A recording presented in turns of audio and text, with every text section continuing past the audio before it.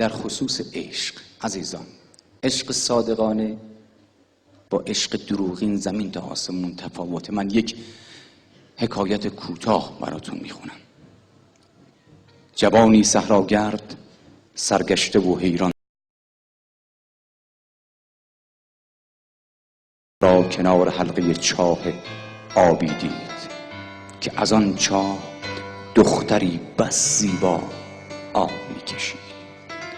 نزدیک رفت و گفت والله که شیدای تو شدم و یک دل نه 1000 دل عاشقت گشتم.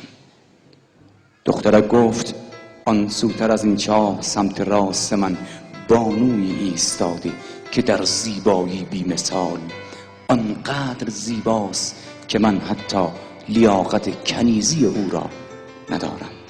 جوان به آن سو نگاه کرد، هیچ کس نبود.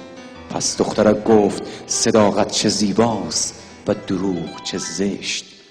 لحظه ای پیش می گفتی که والله شیدای منی.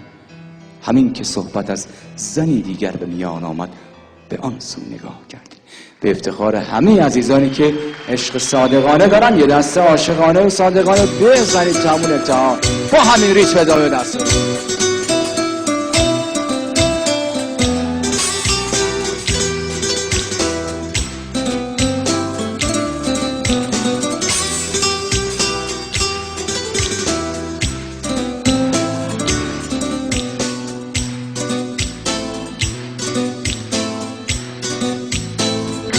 حالا که کار شده پر از غیرت و میارم، حالا که دل تو شده فرسن و دور از خدا به من بابا